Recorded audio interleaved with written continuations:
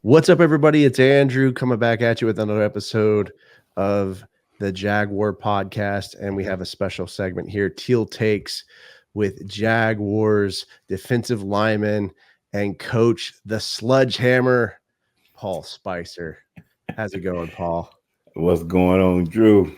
Doing great, man. Doing great. Glad to be here. Yeah, thanks for joining, man. It's always fun talking to you, talking some Jaguars football. So what's new with you right now?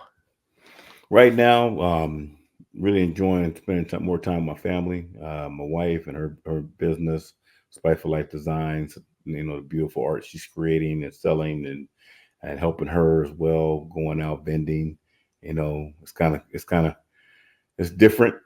Sometimes people recognize me because some of the vending opportunities that she's been a part of here in Florida and in Georgia, people do recognize me. So it's kind of funny, but it's still, I'm in support of my wife. So everybody see it as not an issue, not a problem. And I wouldn't care how they see it, because at the end of the day, it's not about what others think, it's about what I do. But, also training, getting an opportunity to train some young men here locally in Tampa, as well as some of the some of the college kids and NFL guys that do come down here to Tampa, defensive linemen that train over in the House of Athletes. So I've been over there helping out Yo Murphy. Great dude, great facilities, great opportunity for guys to come in and get some of that work before training camp, to get themselves in shape so they can get ready to go. And, outside of that, man, again, enjoying life, thanking God every day that he gives me the next day. And, I'm here now, here to talk a little ball with you. So it's all good. Yeah, it's good stuff, man. I understand maybe you have some potential business propositions too, with some football equipment and stuff that you're working on. You care to share a little bit about that right now, or just a little? Got some things in the works.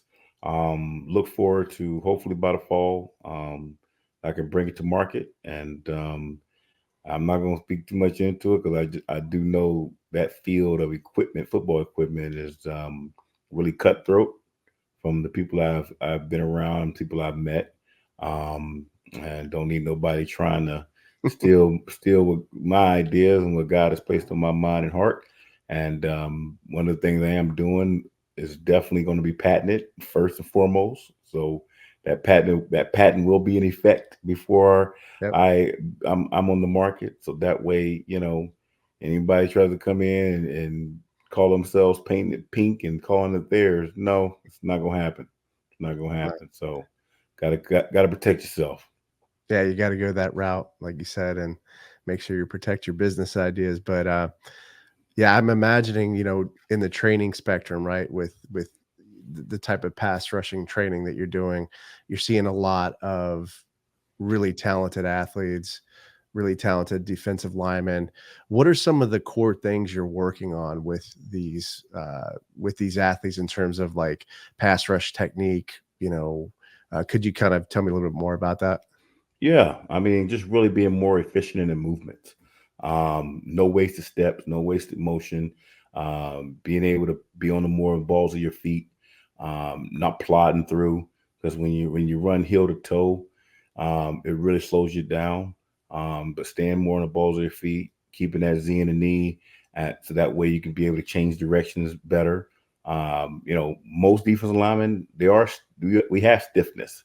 It's just a part of it, being who we are. You can help it by yoga and stretching and things like that. And I always tell guys, that was one of the biggest things for me when I was a player. But I try to press upon guys, why you young? Because when you're young, you can bounce back. Your body can bounce back quicker. But as you get older, you got to put in more work into your body. And I learned that myself, and that's what extended my career. So I'm not only just, helping these young guys be better players and being more efficient in movement, playing with better leverage and being more violent with their hands and playing with extension, because I tell guys, when we play with extension, it brings vision. You don't have to look for the ball. when you extend it. Because once you extend a man off of you, um, and the way we like to do it is you want to make contact with extension already. And then if your feet follow in your hands, and once you make contact, your feet speed up, then you're going to be the dominant person in control of that engagement. And once you're in control of that engagement and you have extension, everything opens up. You don't have to look around the man. You can be able to see, especially when you understand the blocking angle that he's trying to take upon you. And if most offensive linemen, most teams, they run zone, they're a zone scheme team. You do have some of the gap scheme stuff that's still out there. But most teams are zone. Everybody runs zone, inside, outside zone, and things of that nature. Um, and I press upon, young defensive players that if you study, understand how they're trying to block you, understand how they want to run their zone. Are they more of an angle downhill zone team, or are they more of a lateral flat bucket step team? And once you understand that, it even helps you as we get into engage them and we're attacking them and we're knocking them back. You know what you're doing. You know that he's trying to cut you off to the outside. So hey, keep your head on the outside, lock out the inside hand, continue to run your feet on contact, and you're going to knock him back. And guess what? Two things going to happen. Either the ball got to cut back into the teeth of the defense, or the ball has to bounce. And if the ball bounces, it gives it gives you and your defense more time to get there. So it's a benefit either way you look at it. And I tell guys all the time, and I did as a coach, if you knock your man back 3 yards in the backfield on a vertical track, you're not blocked. I don't care where his head at. But if you setting his butt back there 3 yards, inverting the line of scrimmage 3 yards back, you're not blocked. Okay. And that's the things that I'm trying to teach and train these young men right now that I'm currently training and trying to help. How much is going into kind of the technique and the battles, right? Like, you're the stuff that I've watched, right, with defensive linemen. I played offensive line in high school, but I noticed there's a lot of kind of club kind of rip moves, uh, that type of stuff. I mean, is it evolved? Is it more kind of complicated? Is there a lot more kind of hand battling going on in terms of trying to just get separation from the offensive lineman? Um, I would say it's changed as much. I would say that offensive line coaches of now is trying to implement a little bit more of being able to, take advantage of certain things that defensive linemen like to do. And you got to know that going in. And what they like to do is if you're gonna go in, you're gonna try to bull rush your offensive lineman. Now offensive linemen are taught to try to knock your hands down. Because if you're going to a bull rush and you're more top heavy, if they knock your hands down, guess where you're going? To the ground. Yep. Anytime you take on a bull rush, it's a low to high explosive move into the chest plate of the offensive lineman. And if you can do that as you running your feet on contact, within that 2 to 3 steps as you making that contact on that offensive lineman, you have to get off within that moment. You can't stay on and just boom, boom, boom, boom, just keep knocking them back. Because the thing like I used to tell guys all the time, I can get anybody on the street that you can bull rush. What is your plan? Where is your plan of escape? The bull rush is just to shake the offensive lineman up a little bit. And a lot of guys like to use the bull rush early. What that does is it allows that offensive lineman to think that, okay, here come the bull rush. So he's going to set down. He's going to slow his feet down to take the anchor, to put his anchor in the ground, to be able to take on that thump that you're going to bring with in your bull rush. And when you do that, if you do it early, then you come back. Now he's going to think you're going to bull rush him. And then you hit him with some speed. You hit him with a jab and go, where you step down like you're going to hit him with a bull. And then you can cross chop and rip and to the outside. And it gives you a shorter corner on an offensive lineman. So there's those little cat and mouse games you can play with offensive linemen as well. But block destruction is vital, and I like to say playing the game vertical and violent. That's my true philosophy of playing as a defensive lineman. You got to be vertical and violent at all times. Doesn't matter if it's run or pass. Long as my feet are moving in a vertical fashion, My hands are being very violent when I'm taking on that block, and I'm working with leverage. Nine times out of 10, I'm going to win that block. The tenth one is he's holding, and you can't worry about if he's holding you because the ref ain't gonna call it. You just got to keep fighting through it. Yeah. And I mean, you were playing with the best, man. You had what? You had John Henderson, you had Marcus Stroud in there, and what, Bobby McCray, and you guys had a sick defensive line. Um, what was kind of the environment there in the huddle? Like, I mean, you had uh, that was just a nasty defensive line with a lot of swagger. Uh, um, you know what? I mean, playing with Reggie Hayward and even the guys prior to Reggie Hayward and them joining the team with Ronaldo Wynn and Joe Smingy and Tony Brackens, some of the older guys that were there, Gary Walker, Morris Leroy.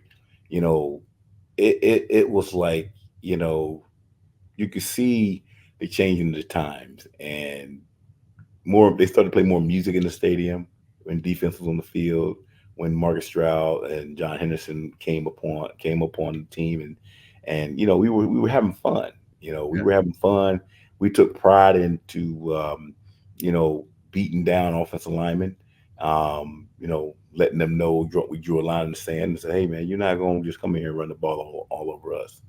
And when John Henderson was playing at his best, he couldn't be blocked. He was just one of those man childs that when he wanted to, he could destroy you at any turn.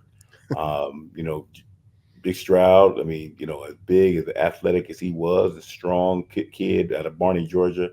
I mean, but loved the game and loved to have fun. I mean, man, we were just out there just having good time, laughing, enjoying one another as teammates, but we also enjoyed one another off the field as well as friends.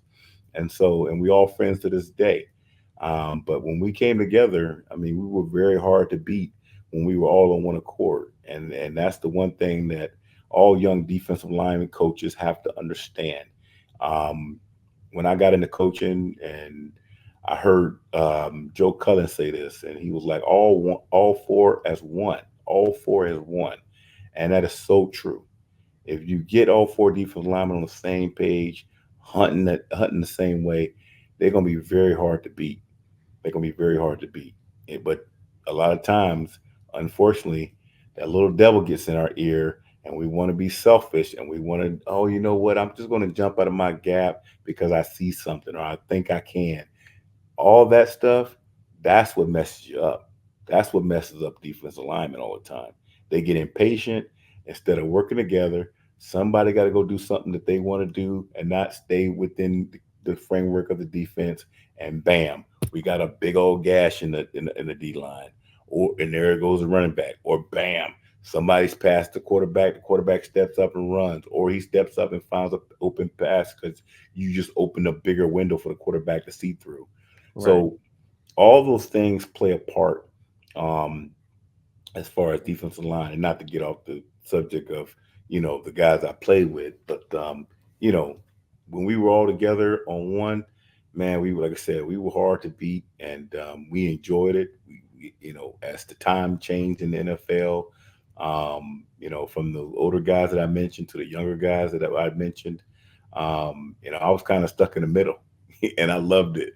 I loved it because as I grew in the Jaguar organization, the responsibility, the leadership, opportunities presented themselves. I capitalized on it, but I had respect from my peers, and that's one of the reasons why I wasn't one of the captains, because I treated everybody the same.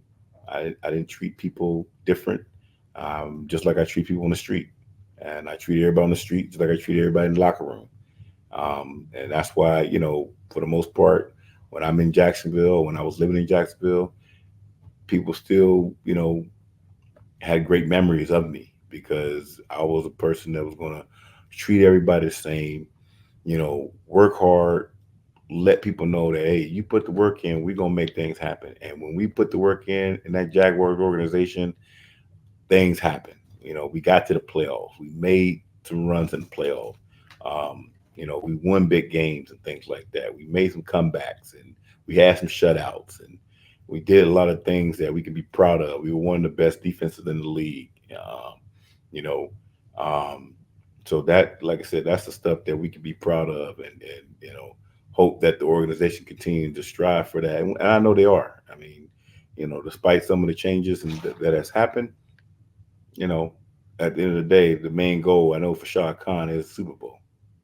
Yep, exactly. And Josh Allen got a big extension here. He seems like he's going to be here for the long term, and he was working with one of your teammates, Tony Brackens. Just wanted to. I was just kind of curious if you could tell me a little bit about Tony Brackens and kind of what he was like in the locker room and what you learned from him. Well, Tony Brackens is a character. You know, loves to have his, um, he just kind of, I don't know how best way to describe my man T Brack, man.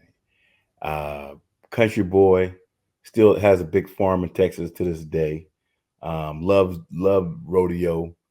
He used to stand in the locker room and rope guys' ankles as they walked in, literally with a rodeo rope. I mean, he was throwing that rope in his locker, and he'll flick that rope and catch ankles as guys walked in the locker room. It was the craziest thing That's you ever funny. want to see. Um, but love him to death, and he played the game, and if it wasn't for Tony Brackens, I tell you, I don't even know if I would have stayed on the Jaguars team as long as I did, because he taught me so many things. He taught me how to do the be right, which was a move that you can see when offensive linemen are really leaning or really trying to come out at you, and you can fake with a jab outside and then beat them to the inside real quick. I learned that from Tony Brackens, and I perfected it, and it worked for me for a very long time. And coaches didn't have no problem with me doing it, even though I wasn't supposed to. But one of the things I always did is I used to turn around and have Daryl Smith or Mike Peterson, those guys, cover me. Now I'm like, hey man, I'm about to get him, cover me. I always kind of give a forewarning sometimes to those guys, and they knew, because I made enough plays doing it. Guys just kind of knew, and we had that. That's one of those things again, being with your guys, man. They knew, and when I gave them that nod, and I knew I was going to do it, they covered me. They instead of, because usually I was taking their gap, so they took my gap. But no, Tony, like I said, one of the most athletic, strong as a man. The dude was strong as a bull. I mean, I walked doing 365 close grip bench, with ease for 10, no problem.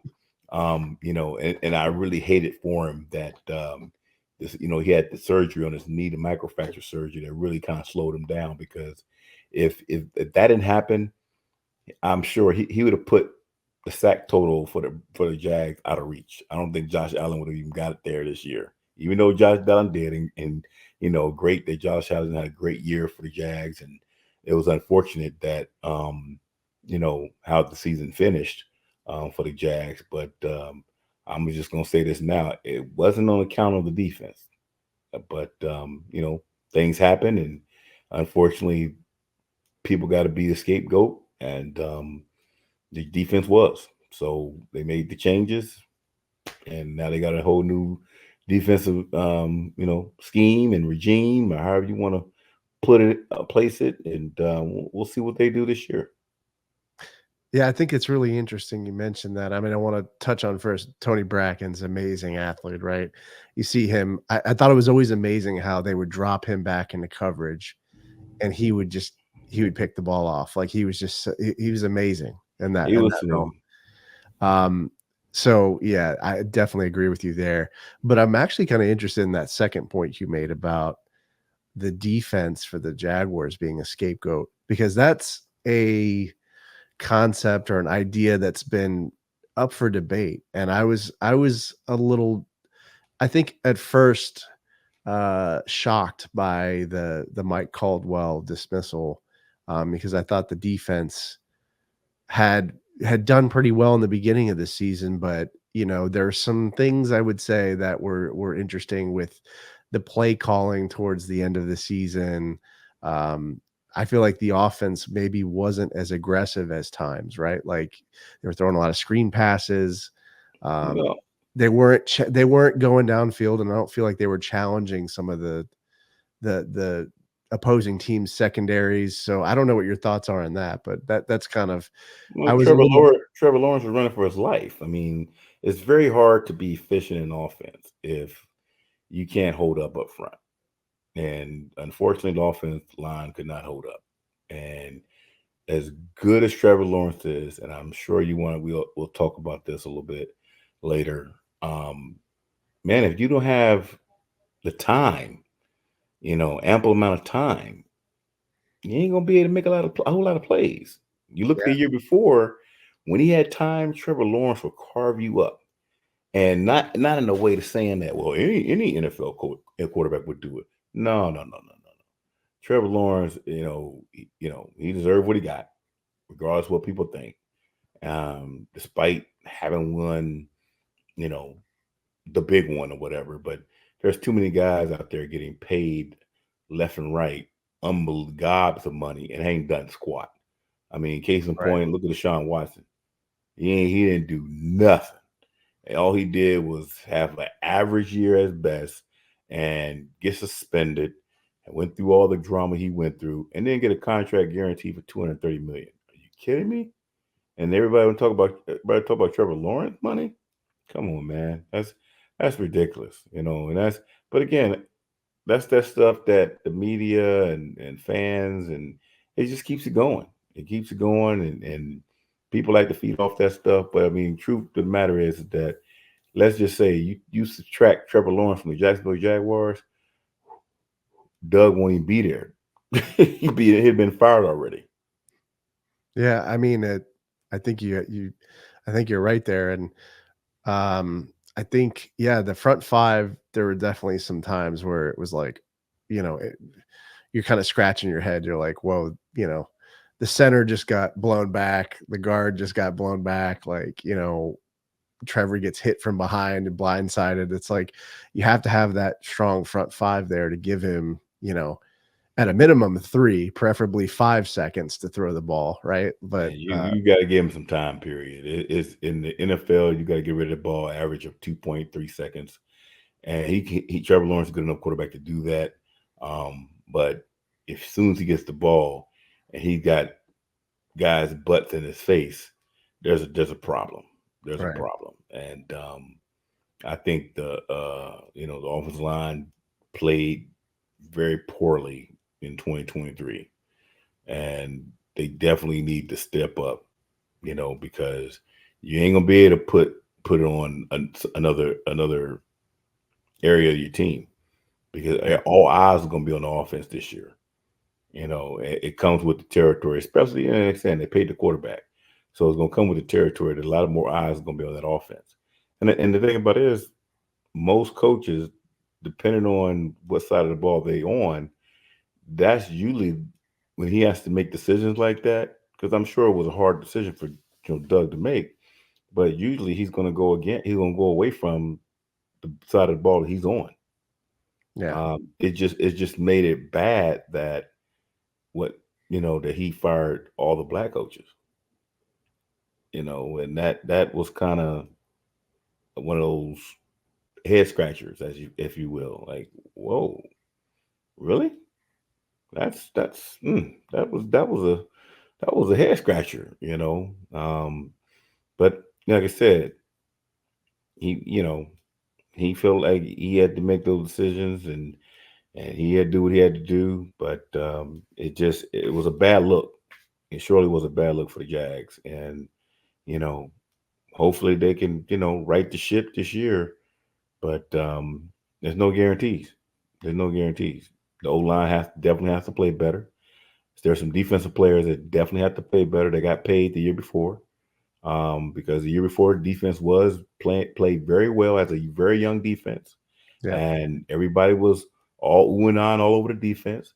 But some guys came out that got paid that did not live up to the hype, and it's unfortunate. I mean, D Ham, he came out with a back issue that came out of nowhere, in training camp that put him in hospital, and he was fighting fighting for his life with that infection. But so you can't knock him. I mean, that was one of those fluke things that happened. Um, but some other guys did not play to the standard that they played the year before. And you can say, oh well, it's because he got paid or whatever. Man, that's BS. Because at the end of the day, if you play long enough, you're gonna make some money. The Yeah. fact of the matter is that are you going to win a championship? Because at the end of the day, the money's gonna be here today, gone tomorrow. But at the championship, that's forever. That's etched in stone. That ain't going nowhere. It's like getting your college degree. Once you graduate, nobody come behind you and say, "You didn't graduate. I can take it from." That doesn't happen. You got it. You completed the requirements to get a bachelor's degree, associate's degree, master's degree. Same thing in sports. You did what you had to do to become champion. Yeah. Case in point, period. It's done. I got me a Super Bowl ring with New Orleans Saints in 2009 season, 2010 Super Bowl 44. Um, I wasn't with the whole team the whole year, but when I came, I put everything I had into the practices, the game, everything I had into that. And when it was over, said and done, and we were able to hold up the Lombardi Trophy, I mean, it was for me. It wasn't just for the New Orleans Saints. It was everything I've been through as a player from being cut in 1998 with Seattle Seahawks. Yeah. You know, Exactly. Yeah, and it'll be interesting to see what happens with the Jags. Not they really didn't make a lot of upgrades to the offensive line, but excluding Mitch Morse, the center they brought in from Buffalo, which is kind of Mhm. concerning. I'm hoping it works out, right? I'm hoping that they can protect Trevor. They did re-sign Ezra Cleveland, who they got from the Vikings in a trade, so I'm hoping they can protect him, but. Yeah, it'll be interesting to watch for sure. Yeah. So Paul, as I mentioned kind of earlier before we started recording the episode, you were right about the 2022 prediction there with the Jaguars making the playoffs, which I thought was pretty amazing, but was fun to watch. How was it for you watching that? Man, it was awesome. I mean, the comeback against the Chargers, you know, but again, there was a different belief at that time.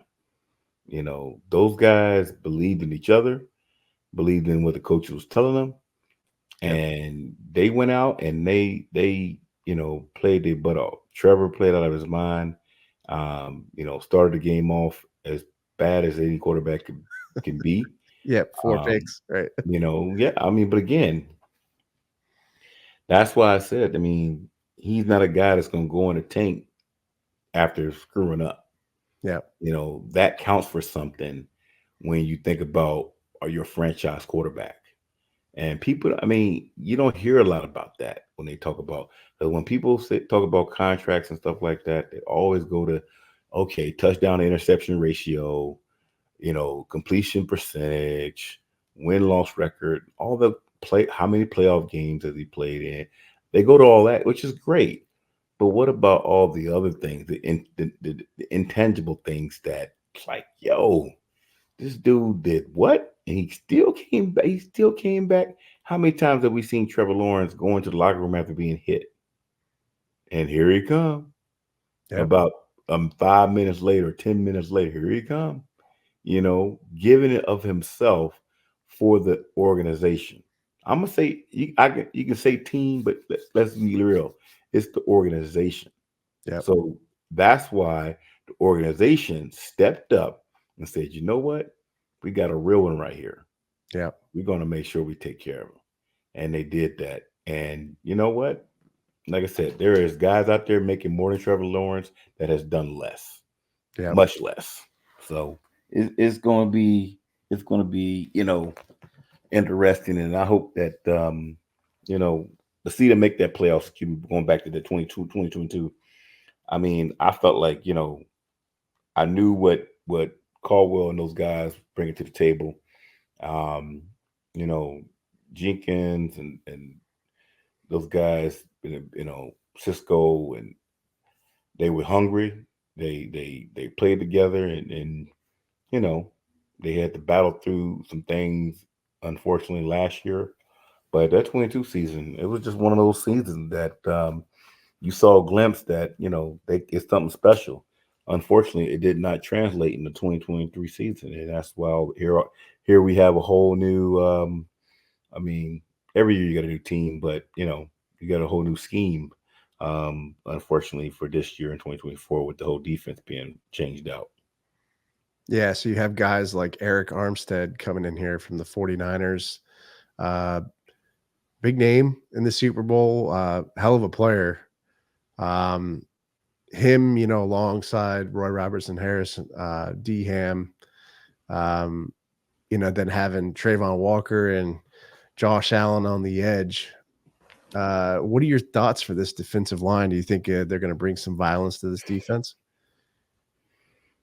Oh man. um, don't get me wrong. I think Ark is a good player. Eric Armstead is a good player. But hmm, see, because you got me. The reason why I'm pausing because I'm thinking back when he was coming out of Oregon and some of the things that was being said. I was privy to, so I'm kind of I got a little more reservation. But he's had a great. I feel like he's had a really good career to this point, and what he's done, um, and being a part of the San Francisco 49ers defensive line. But again, it makes you think that why would they let him go if he was really that good? You know, because when you really that guy and you're a game changer, most teams don't let you go. Most teams try to, keep you. But, he's a Jaguar now. I will say this, I'll be the first one to say it. He's not Calais Campbell, so let's not let nobody sit there and try to make that comparison. He is not Calais Campbell. Calais Campbell is a much better player than Armstead. It's just is what it is, and I'm sure there's some people out there who love to argue against that, but stats don't lie. I will say that. Um, but it's going to be interesting because you bring him in, you have Roy there, and they kind of the same, two of the same guys. Um, whereas Armstead doesn't play the one technique. Roy is not really a one technique player either. But they would have to be on the field at the same time, only in passing situations.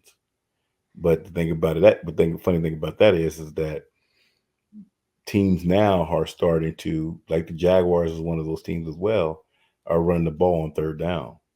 So you put both of those guys in, they think you can get up the pass and they run the ball on you. And neither one of those guys, well, Ark has been better than Roy, but are super run stoppers, if you will. But they're gonna have to make it work. They're gonna have to make it work because both of those guys are one and the same. One just had a little bit better career up to this point than the other, with his success and being in the playoffs and things of that nature. Because when you're in the playoffs and things of that nature, you get more games under your belt, you get more experience under your belt, and it's going to go help you. Because Ark started out kind of slow too. His career just didn't. He didn't come out of Oregon was a game wrecker out of Oregon. he kind of slowly but surely started picking things up, and then he kind of, you know, um, ballooned. And because you got to remember, what's his name? Oh my goodness, I think it was Solomon Thomas, D-Lineman out of Stanford, was a first round pick. I don't know if you remember him. It was at San Francisco as well. No, I don't think I remember. But he's the Jet. I think he's the Jets now. I think he's the Jets now. I'm trying to either he's with the Jets or he's back at San. One of those two. But anyway, reason why I was bringing that stuff up is that you know he was another guy that's similar, um, similar guy, not in size and strength, but just like Art, but that they have these spurts, they have these good moments, but it's not consistent. And that's the thing that I think that's why Ark is in Jacksonville. And it's going to be interesting to see, how they utilize him, how he gravitates with and gel with the rest of the guys, because they got to come together. Roy is an emotional guy, and different in that respect. But if they don't come together, it'll be a big, you know, it'd be another losing season, unfortunately. I think they also got some, depth there from the draft with drafting, Jordan Jefferson from LSU and Mason Smith. So I think hopefully they have some nice rotational pieces there that'll help, you know, fill in some of maybe those weaker points, right? If someone's not as good against the run, maybe they rotate them in, or like you said, in the one technique, or Right. right nose tackle, kind of set up. They put them there. So hopefully that's why we drafted at the D tackle position so heavily. Well, you had to, they had to. They really didn't have a solid D tackle, especially a one technique. D Ham, he can play it, but he's not. You don't want to leave him in there long. Yeah. You need some more girth in there, some more strength in there, and some more width. But I thought the Jags had a good draft overall. When you look at their draft picks, I thought they did a decent job. I would have gave them B+, A- type of grade on their draft. So it's going to be interesting. I think they're going to have to really count on some young guys to come in. That receiver from LSU, Brian Thomas they Jr. Yeah. yeah they I think that young man is special. Um, he's probably the fastest guy on the team, and I hope they utilize him. Even though I think Agnew's back. I thought he hurt. Agnew, I don't think they re-signed him, but he was fast. I think Yeah, Brian Thomas Jr. ran like a 4.33. Like he's super yeah, fast. he's a guy that I hope they just come up with some ways to be creative and put the ball in his hands and let him work and do some things for him. Right now, when you in shorts and underwear, it all looks good. Everybody look good right now. But we're less than 3 weeks away from training camp. Um, and it's going to be interesting to see how everything kind of plays out and how things come together for August. And we'll see. We'll see, because the jury's still out on the 2024 Jaguars.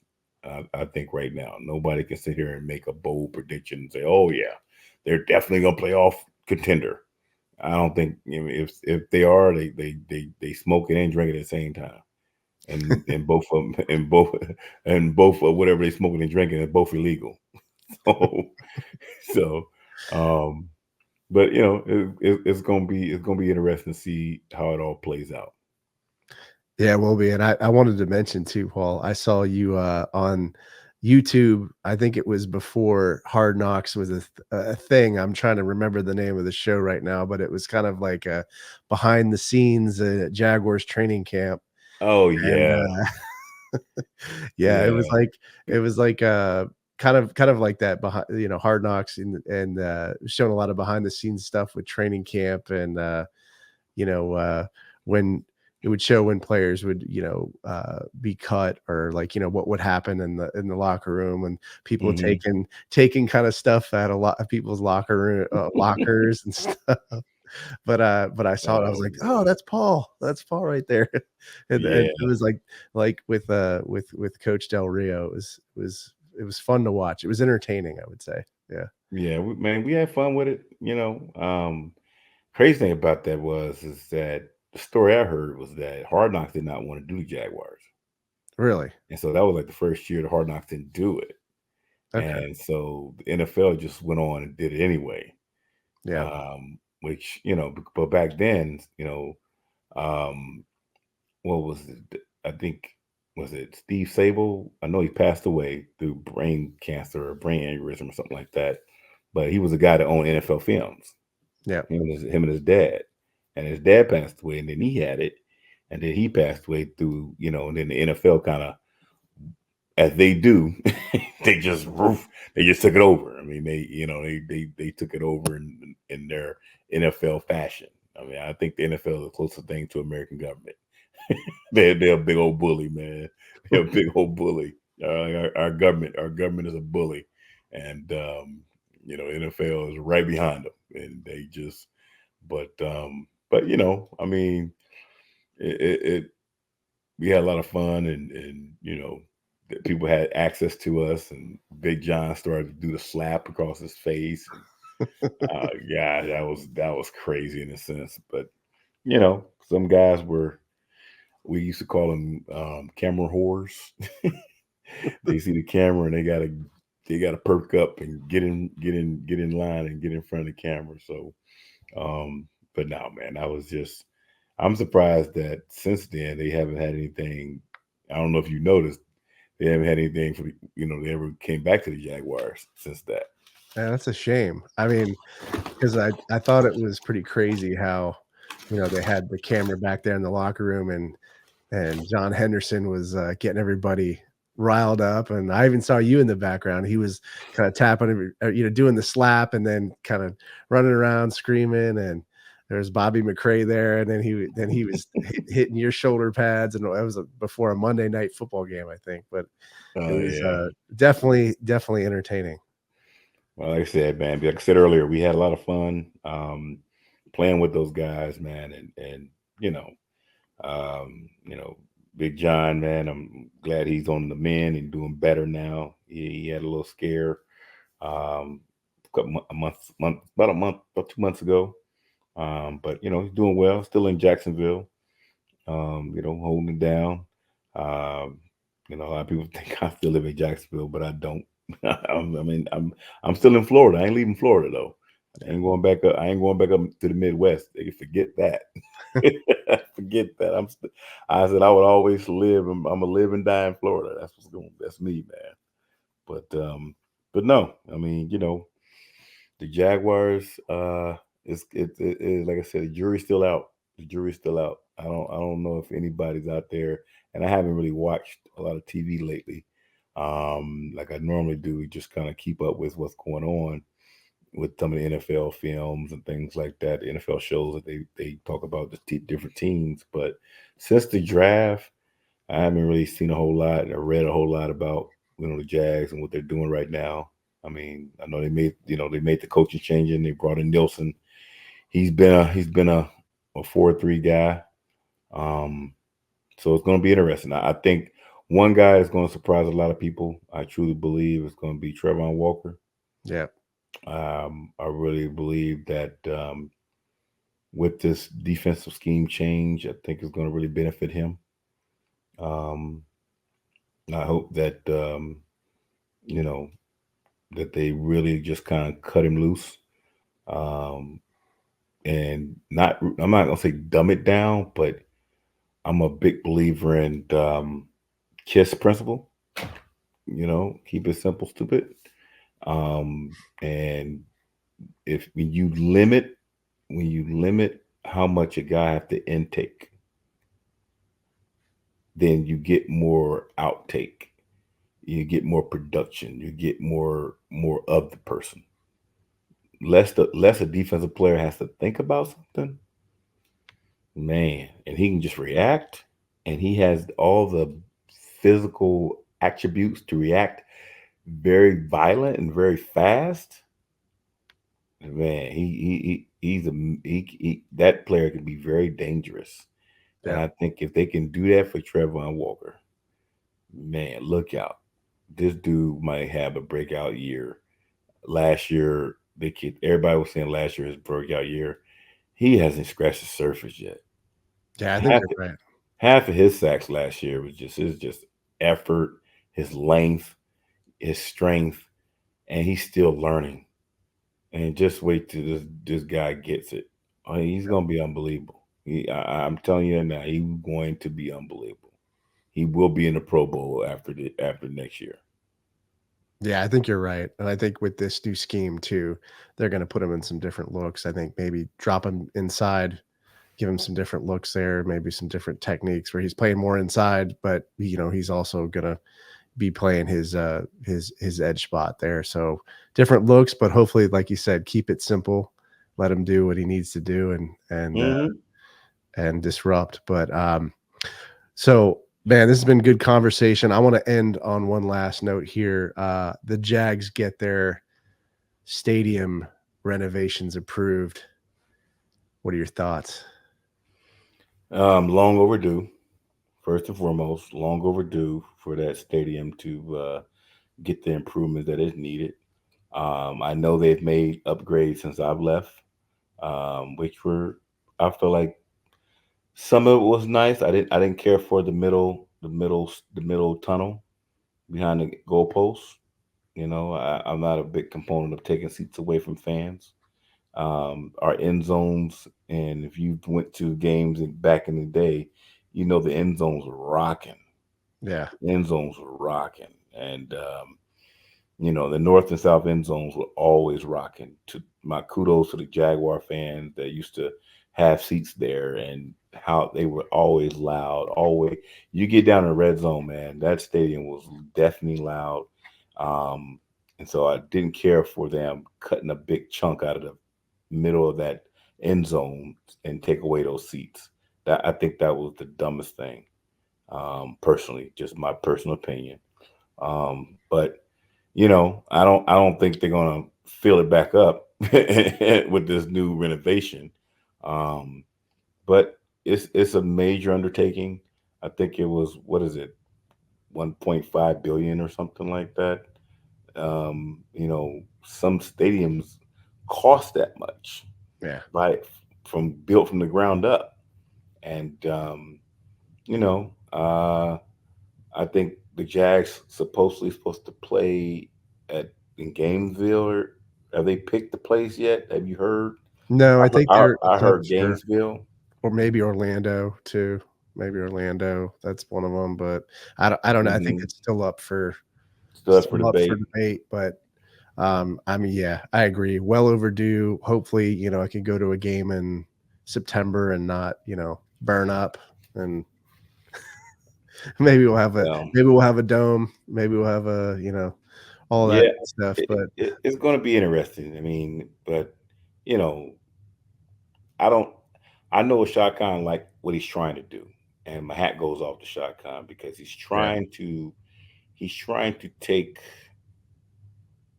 What's the best way to describe this? He's trying to take a city with a town mentality, and take them to become a metropolis.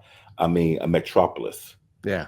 You know what I'm saying? If that's the best way of putting it, because I mean, I love Jacksonville to death. I really do. Um, but I think when I tell people about Jacksonville, I always say, man, it's the biggest little town you ever want to see, ever want to be in. And people like, oh, and people that have been there, they agree. Like, yeah, you're right. It's that's the feel. Um, and I just feel like there are just some people there in that city that wants to try to keep it like that. And that's why it's for Shah Khan. It's been so hard to make the changes to the St. John's River docking area, and now the stadium. And, rightfully so, I think with Donna Deegan becoming mayor, that was a big boost, a huge boost for the Jaguars. She's been an avid Jaguar fan as long as I can remember, back when she was married to the sports, back when she was married to my man. Gosh, can't remember. His name is escaping me right now, but he's on the radio 1010XL with Prosser in the morning. Um, but no, I mean she's a big Jaguar supporter. So I'm pretty sure she had her hand in, and now she's the mayor, had her hand and pushing that pushing that through. Um, I think with when you look at the renderings of what they want to do around that area.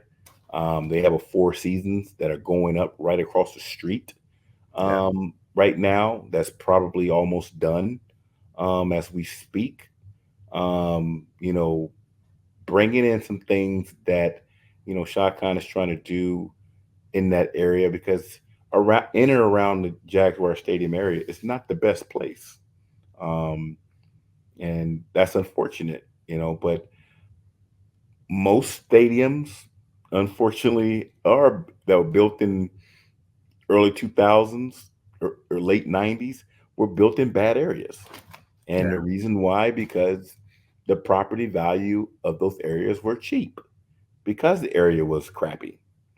And now everybody want to think about taking those areas and trying to make the change and trying to clean it up and trying to move out the homeless. And you know, you're not gonna move out Schlossbacher homeless center right down the road. They're not going nowhere. I mean, they're going to be there. And you know, the police station is right there. That's not going anywhere. They should. I think they should move the jails away from that area. Um, but for right now, Jaguars still trying to play off. I mean, not Jaguars. The city's still trying to play off that new city hall they built.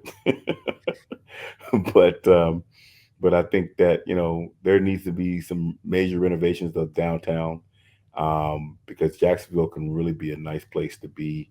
Um, you know, not just a football season, but all year round. You get almost four seasons with Jacksonville a little bit. Um, you know, outside of a snow flurry every 5 years, but like I said, you still get almost all four seasons. And you know, there's still a good town for family. I think they need to bring in, you know, the diversity is a little bit skewed a little bit. They need to have a little more diversity. But you know, hopefully the Jaguars. I know Shad Khan. He's the visionary. He wants to, you know, continue to revitalize the downtown area surrounding that stadium. And I hope the powers that be that run Jacksonville, you know, I hope that First Baptist Church that kind of owns everything downtown, allow that, you know, push in that renovation and let things happen, because it's a good thing. It's not a bad thing. It's a good thing. So, you know, I mean, I still go to Jacksonville. Either it's going up there to my sister-in-law house, helping her, or some Jaguar event, um, or just friends. Um, you know, but I like to see Jaguars really turn the corner, because the city is long overdue. It Yeah. really is. I mean, ever since they kicked Walt Disney to the curb. That city is long overdue. You know, and really like to see that city turn the corner.